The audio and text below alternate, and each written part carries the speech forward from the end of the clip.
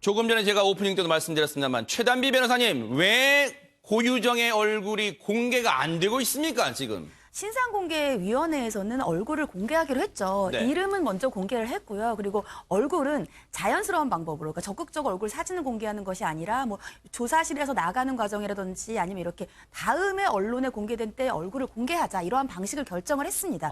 그리고 한 11일쯤에 공개가 될 것으로 원래 예정이 돼 있었어요. 근데 부작용들이 발생을 한 거예요.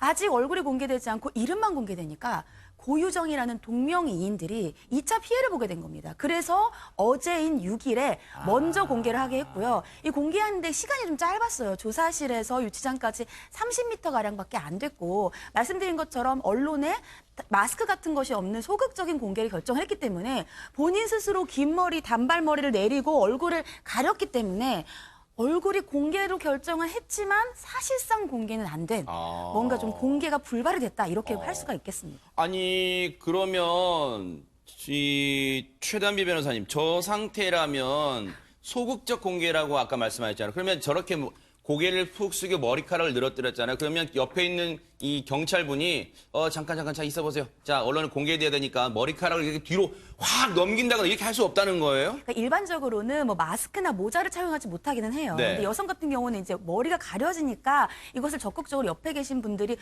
얼굴을 치워준다거나 이렇게 하진 않습니다만 이번에 한 30m만 움직였지만 다음에 예를 들자면은 뭐 재판을 가거나 아니면은 뭐 수사를 받으러 가거나 할 때에는 포토라인 같은 데 쓴단 말이죠. 그러면은 보통 고개를 이렇게 숙이면 옆에 계신 경찰분들께서 똑바로 서게 이렇게 양쪽에 이렇게는 하시니까 똑바로 서게는 해줍니다. 그럼 그때에는 얼굴을 가리기가 좀 힘들겠죠. 근데 어제는 짧은 동선이기 때문에 그렇군요. 저런 것들이 좀 가능하지 않았나 싶습니다. 네. 지금 보시는 모습처럼 피의자 고유정은요.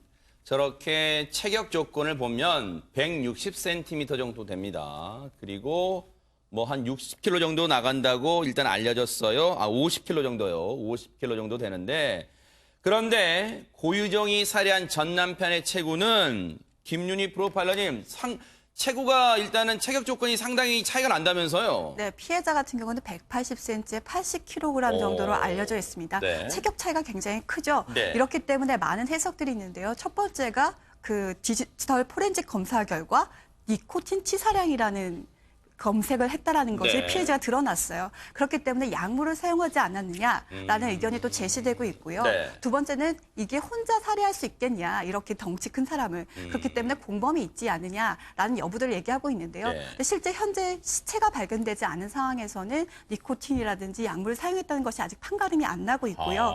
공범 여부에서도 수사를 지금 하고 있지만 아직까지 그 부분에 대해서도 드러나지 않고 있긴 합니다. 그러니까요. 그러다 보니까 이제 고유정의 진술에 상당히 의존할 수밖에 없는 상황인데 앞서도 그 얼굴을 공개하는 것은 결정은 했어요. 이 신상공개위원회를 열어서요. 제주경찰청이요. 그런데 김기혁 아나운서 네. 일단 얼굴 공개를 적극적으로 뭐 이 현장 검증이나 이런 데서 아직은 이제 이루어지지 않고 있습니다만은 좀 경찰도 조금 미루고 있는 이유가 좀 있다면서요. 네, 그렇습니다. 사실 그 11일에 얼굴 공개를 하기로 했었는데 네. 그나마 조금 앞당긴 거거든요. 그런데 지난 1일, 그러니까 이 여성이 고유정이 자택에서 체포가 된 후에 네. 그리고 지금의 심경이 좀 변화가 있었다고 해요. 네. 그래서 얼굴 공개를 좀 미뤘었는데 네. 지난 1일 긴급 체포된 이후에는 유치장에서 지내면서 뭐 밥도 거르지 않고 잘 먹고 뭐 비교적 평온한 모습을 보였었다고 하는데 그래요? 구속영장이 발부된 이후에 고유정의 태도가 좀 변합니다. 어떻게 해요? 뭔가 좀 조급해하고 식사량도 눈에 띄게 줄고 또 잠도 제대로 이루지 못하는 모습을 보였다고 해요. 이런 모습을 보이면서 그 순간부터 좀 고유정이 입을 열기 시작했다고 합니다. 그래서 경찰은 수사의 진척이 좀 있을 수 있겠구나라는 생각으로 얼굴 공개는 좀 잠시 미뤄두자라고 판단을 했었던 것 같습니다. 네. 앞서 이제 보면은요, 저 고유정의 오른손에 붕대가 감겨 있는 모습을 여러분이 잠깐이지만 보실 수 있었을 거예요. 그게 이 고유정이 아마 이 범행을 하는 과정에서 입은 상처로 추정이 돼요. 그걸 병원에서 치료를 직접 본인의 발로 가서 받습니다. 그래서 이 오른손에 붕대가 감겨 있는 모습도 보실 수가 있어요. 그런데 일단 현장 검증도 여전히 안 이루어지고 있어요. 여러 가지 이유가 있습니다만 뭐 조금 그건 저희가 잠시 뒤에 얘기해 볼게요. 그리고 지금 언론에 따라서는 날짜가 조금씩 차이가 있습니다만 오는 10일쯤 검찰 송치다 아니다 11일이다 뭐 이런 얘기 있는데 일단은 고유정의 구속 만기일은 11일이랍니다. 11일. 그러니까 검찰의 송치가 되는 날짜는 11일이니까 그때쯤은 이 공개가 될 것 같다는 게 지금 얘기가 나오고 있는 거예요. 그런데 이제 그 전에 지금 공개가 안 되냐 되냐가 일단 초미의 관심일 것 같은데 김동철 원장님 일단은 유족들이 상당히 지금 격앙돼 있다는 게 지금 언론 보통에 들려오고 있어요 지금. 법원 심사를 마치고 나올 때 네. 그 피해자 이제 유족들이죠. 유족들이 상당히 이제 그 고유정에게 상당히 많은 어필들을 했습니다. 이건 계획 살인이고 그리고 너무나 확실하다. 네. 자, 이렇게 해서 얘기를 많이 했고 얼굴 공개를 해라. 강력하게 요구를 했었거든요. 네. 자, 이런 상황들로 이제 봤었을 때 네. 고유정이 아마 상당히 이제 살인을 하기 전 그리고 지금까지도 네. 유족들에 대한 이야기를 듣기 전까지 그리고 항의를 듣기 전까지는 개인에 대한 사고가 상당히 많았을 겁니다. 네. 자, 그런데 과거의 가족이지만 그래도 네. 가족이었기 때문에 사회적 관계에 대한 생각들이 상당히 많이 확장이 됐을 테고 네. 그런 문제로 인해서 심적 변화가 생겨서 네. 아마 지금 뭐 김기혁 아나운서가 이제 아나운서가 얘기하셨던 것처럼 네. 뭐 밥도 먹는 게 좀 줄고 그리고 또 좀 불안해하고 네. 이런 부분들은 자기의 개인적인 것들이 이제 사회적으로 좀 네. 확장이 됐다는 느낌들을 좀 가져서가 아닐까 그렇게 네. 생각을 한번 해봅니다. 일단은 복잡하게 심경 변화가 이렇게 계속해서 이 롤러코스터 타듯이 이렇게 급격히 변하고 있나 봐요. 그걸 그 심경 변화를 또 경찰이 유심히 주목하고 있는 것 같습니다. 그런데 유족은요, 앞서도 말씀드렸지만 고유정에게 더 분노하는 이유가 있습니다. 범행 후 한 행동 때문인데요. 유가족 얘기 들어보시고 이어가 보도록 하겠습니다. 사망자의 핸드폰을 가지고 자기 핸드폰에다가 자기가 문자를 보냈어요. 자기가 살해해놓고 사망자의 핸드폰을 가지고 그걸 자기가 핸드폰을 눌러서 그 사망자가 보낸 것 같이 그렇게 알리바이를 지금 만들어 놓은 거예요. 유족분들도 지금 분통하고 억장이 무너지니까 말을 제대로 잇지 못하는 상황입니다만 일단 저 말을 종합해보면 김기혁 아나운서 지금 저 고유정이라는 사람이 범행 후에 즉 전 남편을 이미 살해해놓고 전 남편인 것처럼 행세를 했다. 지금 이렇게 해석할 수 있을까요? 네, 문자 시기를 보면 27일입니다. 27일이라면 다들 아시겠지만 펜션에서 빠져나온 날이거든요. 그러네요. 예, 27일 오후 이 펜션에서는 좀 떨어진 제주시의 모 호텔 근처에서 네. 이 살해한 전 남편의 휴대폰을 가지고 본인의 휴대전화에 문자를 보냅니다. 이 문자 내용은 이런 행동을 해서 미안하다는 내용으로 전해지고 있습니다. 현재는. 아니 예. 뭐 경찰이 공식적으로 확인해 준 건 아니죠. 예, 공식적인 건 아니지만 이렇게 네. 전해지고 있습니다. 아하. 이런 행동을 해서 미안하다. 그러니까 이런 근거 등을 토대로 봤을 때 경찰은 계획적인 범죄로 또 보고 있는 아하. 거고요. 그러니까 이 행동이 어쨌든 이때까지 전 남편이 살아 있었다. 이렇게 해서 뭐 가짜 증거를 만들려는 네. 예, 그런 행동으로 볼 수 있습니다. 그리고 보세요. 문자 내용이 김동철 원장님 남편 행세를 하면서 이미 숨진 남편의 휴대전화로 자신의 휴대전화, 즉 고유정 본인의 휴대전화로 이 문자 보낸 내용이 내가 그런 행동을 해서 미안하다. 이런 내용을 왜 보냈을까요? 어떻게 추정해 볼 수 있을까요? 저희들이 이제 두 가지로 볼 수는 있습니다. 첫 번째는 김기혁 아나운서가 얘기하셨던 것처럼 범죄 은폐, 은닉을 위해서 어떤 이제 히스토리를 만들기 위해서 하나의 계획적으로 했던 게 있고요. 네. 두 번째는 뭐냐면 지금 이제 왜 살인을 했던가로 이제 저희들이 들어가 보면 네.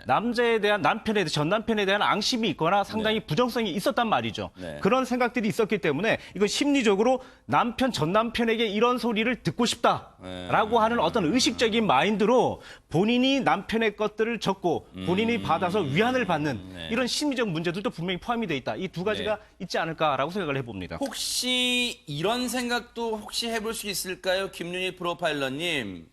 이런 문자를 일단 보내놓으면 자신의 범행은 부인할 수 없는 어쨌든 자백을 했으니까요. 다만 당시 이 범행 과정에서 남편에게 이 범행을 할 수밖에 없던 원인 제공, 즉 원인 제공을 남편이 했다란 쪽으로 뭔가 알리바이를 만들기 위한 문자를 보냈다. 이렇게도 혹시 해석 가능할까요? 저도 가능하다라고 보고요. 초반기에 범행 동기에 대해서 전혀 밝히지 않은 것이 아니라 피의자가 범행 동기에 대해서 남편 탓을 많이 했다라고 얘기를 하고 있어요. 전해지고 있는데 그 부분이 합리적이지 않기 때문에 이제 공개되지 않은 부분들이 있었고 네. 최근에 또 우발적으로 수박을 자르다가 셋이 파티를 하는데 수박을 자르다가 격분을 해서 살해를 네. 했다라는 식으로 우발적인 사안이었다라고 얘기를 하고 있거든요. 네. 근데 지금 최근 많이 불거지는 그 범행 동기에 대해서 자식을 둔 갈등 문제가 아닐까라는 얘기를 하고 있잖아요. 네. 근데 이런 경우에는 대해서는 계획 범죄가 될 수 있다라는 거죠. 그런 네. 범행 동기 자체가.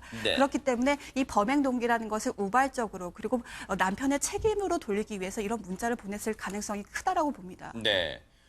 오버킬 가능성이 이제 언론에서 나오고 있어요. 김유희 프로파일러님. 오버킬이라는 게 뭔지 한번 좀 설명을 좀 부탁드릴게요. 오버킬이라는 거는 살해를 할 때 과잉적으로 공격하는 걸 말해요. 수에 찌른다거나 공격을 한다라는 걸 얘기를 하는데 네. 보통 감정이 격해졌을 때 어떤 그 사람에 대한 앙심이나 원한이 되게 깊었을 때 특히 면식범인 경우 많이 드러난다라고 하는데요.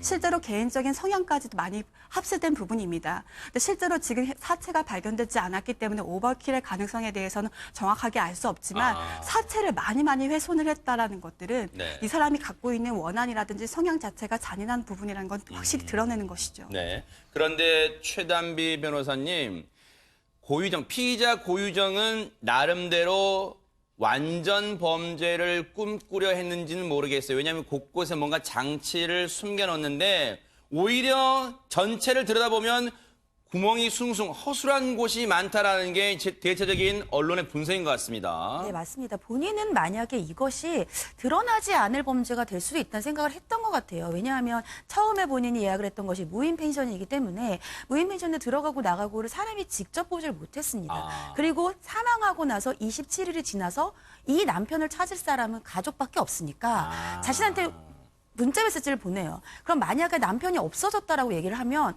나한테 이렇게 미안하다는 문자를 보내고 어디론가 잠적했다라는 얘기를 한다면 그러면 이것이 실종 신고가 안 되고 기다릴 수 있고요. 그러면 네. 그 사이에 CCTV는 없어졌을 수 있습니다. 아하. 그러고 나서 시신을 곳곳에 유기했기 때문에 아직도 못 찾고 있잖아요, 그러네요. 시신을. 그러면 결국은 이 여성이 범인으로 의심을 받는다고 하더라도 결정적인 증거가 없을 수가 있어요.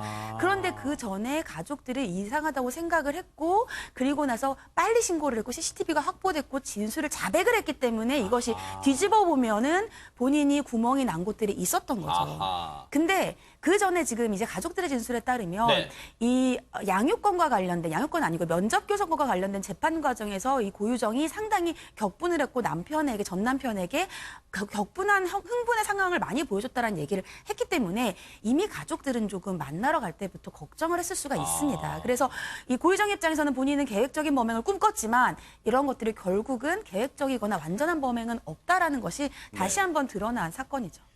범행 동기는 반드시 밝혀내야 돼요. 왜냐하면 이 숨진 전 남편 피해자분은요.